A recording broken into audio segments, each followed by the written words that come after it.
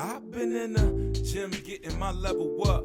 Fenders getting gas, so I mash on the pedal. What? The backboard I crash, slam the rock to a pebble. What? The breeze from the past will assist your irregular breathing. Handle got your ankle in your knee in a disagreement. Now your balance taking off for bereavement. They wanna know what I be cooking up, cause then they think we be even. But I know, look, dished it, so I never seen it now. Gym getting my level up. Fenders getting gas, so I mash on the pedal. What? The backboard I crash, slam the rock to a pebble. What? My team is the strongest and we crush the competitors.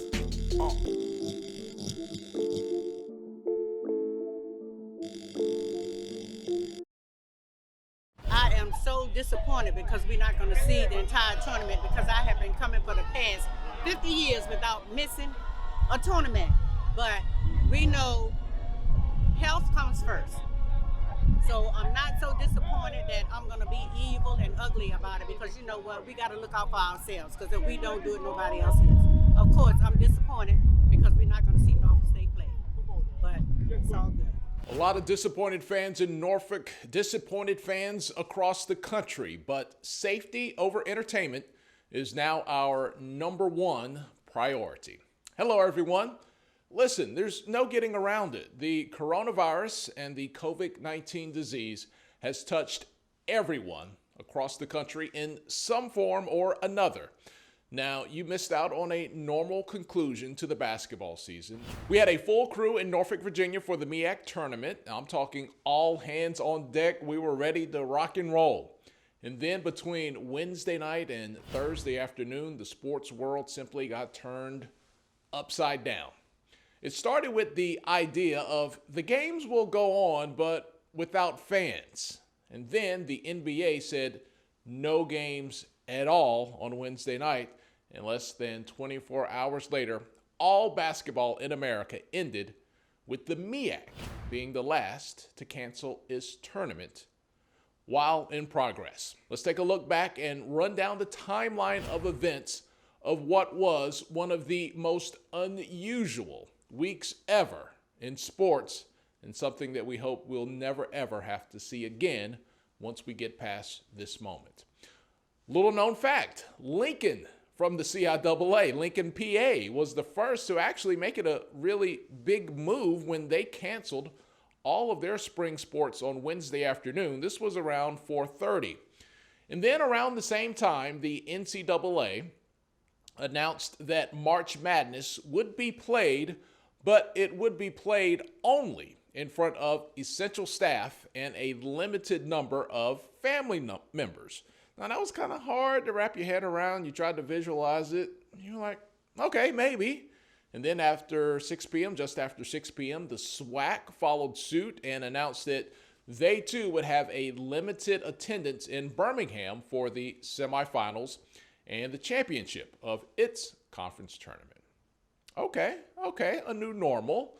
But then, later that night, the game changer. The NBA announced that no games at all for the foreseeable future for its league for what we would later learn to be a minimum of at least 30 days. They use the keyword suspension and not canceled if they come back at all. Now, that would be a game changer, as we said, because the media the next morning turned the heat up on college basketball. But we're not done yet with the Wednesday memo action, because we had one more announcement, an interesting one. Just before midnight, the MEAC announced that it would continue with business as usual on Thursday. The fans were welcome to come on Thursday. But then on Friday, they would go to the limited attendance policy like the NCAA and the SWAC. Very interesting. Okay, Thursday morning rolls around. If you were home like me, watching the shows, every single sports show demanded that the NCAA cancel or at least somehow postpone the tournament. And then one by one, all of the Power 5 conferences began canceling. Some even pulling their players off the court during warm-ups. I think the Big East canceled at halftime. And by 12:30 that afternoon on Thursday, all of the major conferences had decided to pull the plug. The SWAC, which was on an off day of its tournament, announced at 1 p.m. that they too would no longer play and finish out their tournament. Meanwhile, in Norfolk, Virginia, the crowd was enjoying quarterfinal action. Big rivalry game on the court. It was North Carolina A&T taking on North Carolina Central. Who doesn't enjoy a little Aggie Eagle? And then after that game concluded, it was Morgan State taking on Delaware State. They ran out onto the court for their warm-ups, and they played their game. The MEAC was still the last conference playing basketball at that point. At 4:15 on Thursday afternoon, the MEAC decided not to continue with the remainder of its tournament. The announcement was made with just seconds remaining in that game between Morgan State and Delaware State. 8 minutes, just 8 minutes prior at 4:07, the NCAA had already announced that the Division I men's and women's basketball tournaments, along with other winter and spring sports championships, were canceled. It effectively, for all purposes, ended college sports for the 2019-2020 academic year. By the end of the night, the SWAC, the MEAC, the SIAC, and the CIAA would all cancel the remaining spring sports schedule for all of its member institutions. But what choice? They really have. It was really a formality at that point. The integrity, the inner structure of college sports had fallen apart. So that's the long and the short of the most unusual week in sports history. When we come back, we'll hear from Howard University President Dr. Wayne Frederick. Now, he's a doctor, a medical doctor, and he gave a very thorough explanation of why college sports right now simply cannot continue in the United States in the wake of the coronavirus pandemic. We'll hear from Dr. Frederick when we return. You're watching The Fast Break.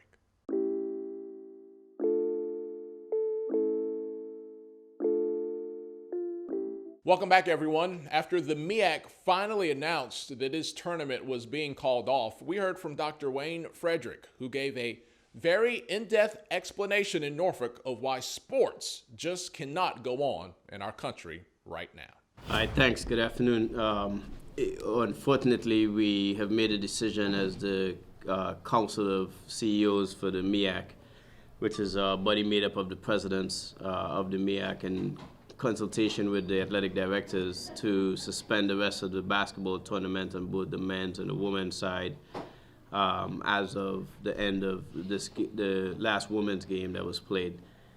We've taken this decision out of an abundance of caution, given the circumstance surrounding the COVID-19 and the fact that the athletes are potentially at risk. They have to then return to the campuses, so we do have some concerns about that. We've also suspended spring sports for the rest of the spring semester, and we will also be suspending the bowling tournament that's supposed to take place in the next week or so.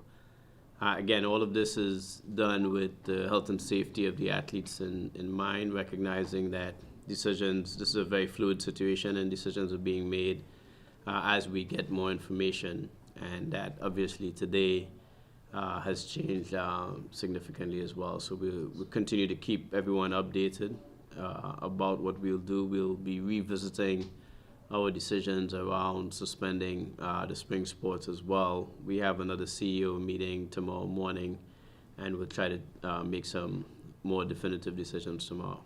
I'm happy to take any questions. All right, just raise your hands and we'll identify you for questions in the back. So why did it take so long today to cancel? I know there was only one other women's game as well as like a partial game in the Big East. Yeah. It seems like you guys were kind of the last to pull the plug. So our meeting started at 12:30 today, so actually the first game was actually going on while we were meeting. And the second game was about to start as we were taking the decision. We felt it would be unfair to the athletes to come down just a few minutes before the game and suspend the game at that point. So we thought it was prudent to allow the second game to be played and then put out the press release.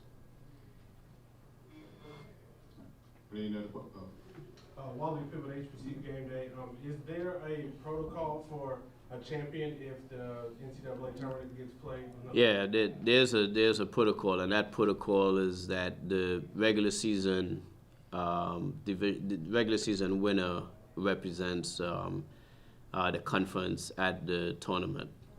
And actually, I'll be quite frank with you, that's something that we will revisit as well, because obviously the number one seed in one of the brackets lost prior to us making this decision. So that's something that we'll revisit at an appropriate time. Please be advised, the NCAA has canceled the men's and women's basketball championship. Luke Williams from the Black House Sports Page. Dr. Frederick, as a medical doctor, how do you understand what is going on with this situation? And not only how does it affect athletics, but how does it affect your campus, for example? You know, sure. And this is a very complicated situation. This virus, while we have experience with influenza, is very different. It's highly contagious. It has a different presentation depending on your age group and comorbidities. And as a result, I think as a country in general, we have to be very careful. And especially when you think of these athletes, these are young, very healthy people who may not present with any symptoms, but may become vectors, who may take this back to our campuses and give it to people who are potentially immunocompromised, like myself. I'm not in that age group where the mortality is significantly higher, above 65, but I have sickle cell, and I'm a type 1 diabetic, which means that I'm at risk. So apart from the hand washing, we have to practice significant social distancing in order to really contain the spread of the virus. And while the majority of people who contract the virus will survive, the significant mortality rate in the elderly is something that we have to look at. The second issue that, quite frankly, I'm concerned about, not just on our campuses, but in our communities, is that we don't have a medical system that can quickly ramp up and expand itself. So we don't want to get into a situation which is taking place in Italy now, where we're making decisions about who should get care based on what we think their outcome would be, or for that matter, their value to society, especially not in our circumstance where those decisions may be made primarily around those who have access and money. So we have to be very careful that we don't stress the healthcare system. And then the other thing, the third thing, when you think about athletics in particular, any injuries that are sustained now that require some semi-elective operation takes up resources in a healthcare system. And I just think we all have to be responsible. So if we can avoid putting the athletes in that circumstance where they may have injuries that then require an operation, et cetera, and then takes up medical resources, I think that we have a responsibility to not do that. So I think there's several layers to this. It's extremely complicated. I'm not sure that we've had enough information as a nation, but we do have a responsibility to be looking out for one another and to recognize that while the majority of people who contract this virus are not going to die from it, there are people who are at significant risk, who will die, and we could potentially as well really put a significant amount of stress on our medical resources as a nation, and I think we have a responsibility to make sure that we don't do that as well. Steve. Stephen Gator, HBCU Gameday. What was the tipping point last night? Commissioner Thomas said they didn't feel there was an imminent threat here in the Norfolk area, and then obviously 12 hours later we're sitting here. Yeah. Was the tipping point for you guys? Or? The tipping point was, us assessing the fact that we have to move the students back so that while they themselves may not be at risk, and right now in Norfolk in particular, there doesn't seem to be a cluster, we have a responsibility to the broader communities that we serve. And so even if one athlete contracts this and takes this back to their campuses, that's something that we really needed to look at closely and also make sure that we did not contribute to. And I think that was the major tipping point. And were you guys contacted by the NCAA? Did they put any pressure on you guys? No, we were not. We were actively in our meeting when a lot of the press releases were coming out about Duke's decision, Kansas decision. We had already had a pretty fulsome discussion before any of that came out. And I'm aware that the NCAA Board of Governors had an emergency meeting at 3 o'clock. Our meeting started at 12:30, and our decision was made prior to that.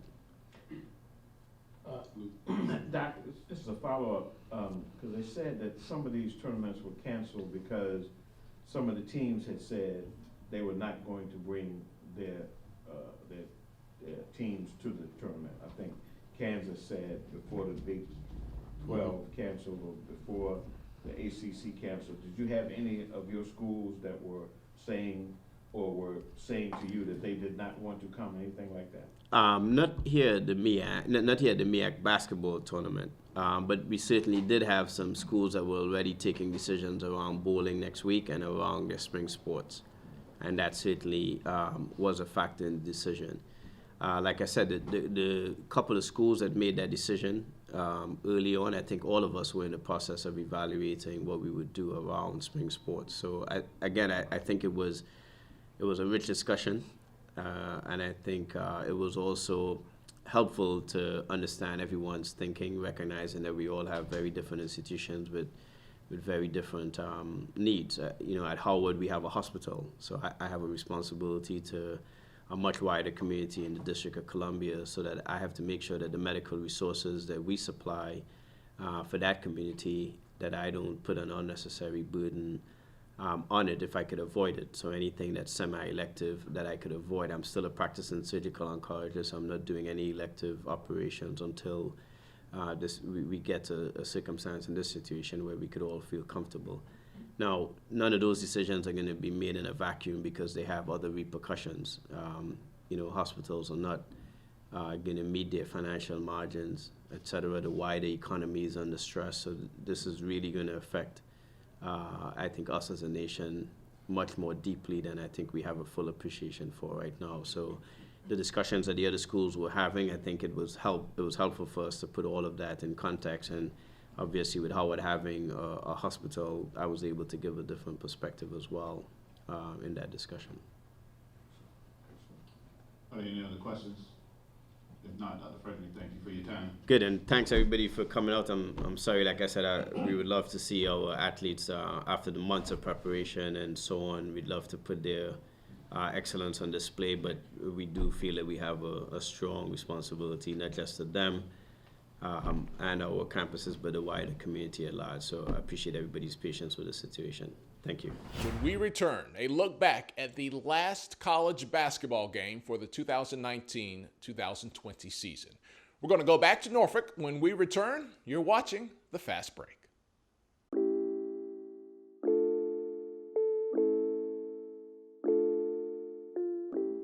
Welcome back, everyone. I'm Tolly Carr. It was a historic week in sports. Now, I can remember some things. I remember games being postponed and canceled for wars, tragedies, and disasters, but they always resumed. We had the San Francisco earthquake, the first Gulf War, if you remember that one, 9/11, of course, and even this year, the death of Kobe Bryant. But the games always continued at some point and brought us back to our sense of normalcy, allowed us to forget, if just for a moment, things that were happening in the real world. But this time around, there will be no more games, at least this season, and the historical footnote will show that Morgan State versus Delaware State in the MEAC was the final college basketball game for this season.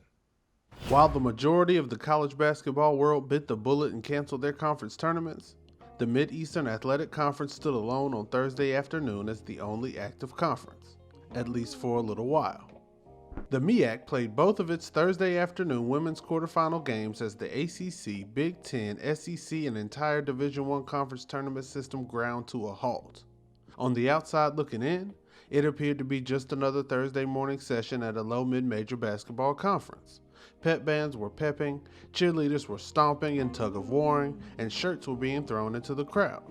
However, it was anything but a normal March Madness day. With the big boys shutting down their tournaments, you knew it was only a matter of time. But for the teams on the floor, it meant a lot more than just playing out the string. North Carolina Central knocked off North Carolina A&T 56-54 in the first matchup of the day. Fifth-seeded NCCU completed a season sweep of their rivals to the east. Morgan State defeated Delaware State 64-63 in what looks to have been the final college basketball game of the season. Head coach Ed Davis Sr. talked about the uncertainty of getting on the court to even play the game. "We had shoot-around this morning. They just went business as usual," Davis said. "When it came down to actually getting on the court, we were held in the locker room because a decision still had not been passed. I told them if we get this opportunity, let's just take full advantage of it," he said. They were really pumped up, not even knowing if we were going to get to play. Morgan State and Delaware State did end up playing, and it happened to be a good one. The game came down to the wire, but in the end, Dehani Red and Chelsea Mitchell helped MSU secure the win. The players were proud of their win and their season, but they couldn't deny it felt incomplete. "It was unfortunate that we couldn't finish it out, especially with this being my senior year," Mitchell said. Asia McCullough isn't a senior, but the guard still felt the sting of what might have been. "We wanted to show everybody in the tournament that we could really finish," McCullough said after the game. "But unfortunately, the tournament's canceled, so we won't be able to accomplish that. It's a feeling that every team still left dancing in March is feeling as well." When we return, final thoughts on the basketball season that ended just before the best part got underway. You're watching The Fast Break. What's your thoughts on the tournament being canceled? Well, I think for safety purposes and the health of the people, of the country, I think it was a good idea. Keep from spreading diseases and spreading it, so I think it was a good idea. And do you have any feelings about how, they waited a little bit long? I mean, I think they should have postponed it. They shouldn't have waited to the last minute. Because a lot of people lost money. But hey, for health purposes, you can't do nothing about it. Nothing we can do about it.